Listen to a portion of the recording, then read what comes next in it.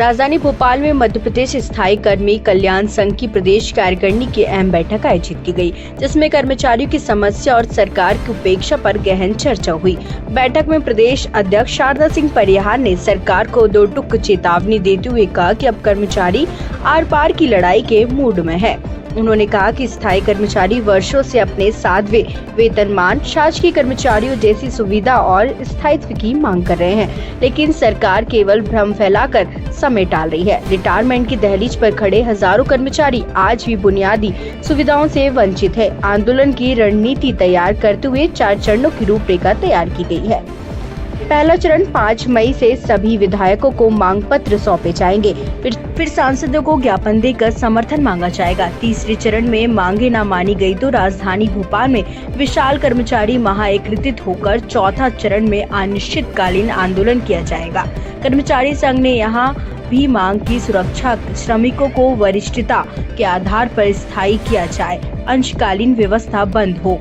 शारदा सिंह परिहार ने कहा, अब बात चेतावनी की नहीं है, कार्रवाई की है। सरकार को कर्मचारियों की आवाज सुननी होगी, नहीं तो पूरे प्रदेश में कर्मचारी आंदोलन की ज्वाला फैल जाएगी। स्थायी कर्मी कल्याण संघ जिंदाबाद जिंदाबाद। अभी तो ये अंगड़ाई है, आगे और लड़ाई है। अभी तो ये अंगड़ाई है, आगे और लड़ाई है। स्थायी कर्मी कल्याण संघ की प्रांतीय कार्यकारिणी की बैठक रखी गई।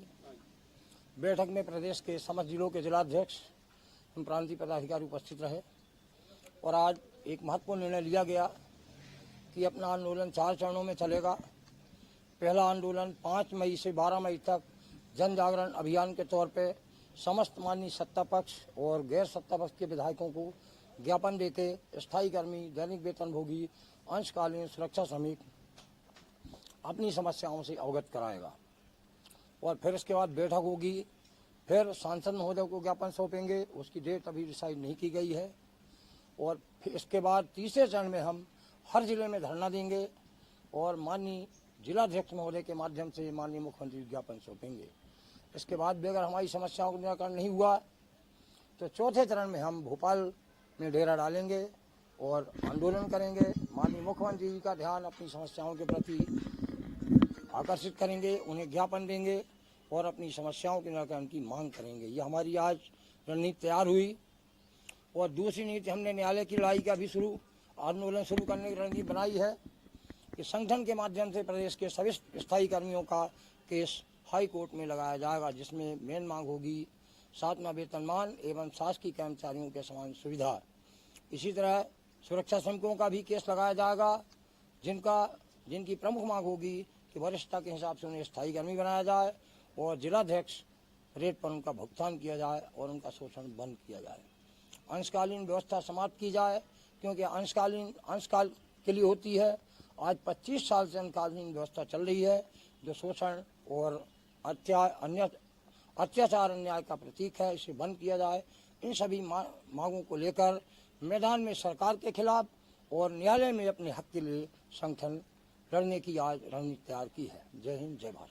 हिसाब से बढ़ावा नहीं, एक प्रांतीय अध्यक्ष का नाम भी रहेगा कि नैयार जिले में जाकर के सारे कर्मचारियों को फॉर्म भरवाए गए और मतलब फिक्सिंग कोर्ट में केस दायर किया गया।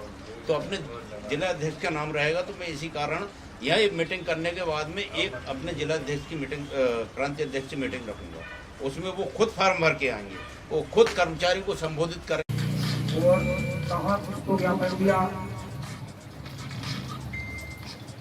इसकी जानकारी अगली बैठक में अपने अपने जिले के कर्मचारियों से उसमें सहमति भरवाकर और आवश्यक राशि जो 2000 रुपये बताई गई है, प्रांतीय अध्यक्ष का सामना करेंगे, वहाँ बैठेंगे, उनके साथ अपन कोई चर्चा करेंगे।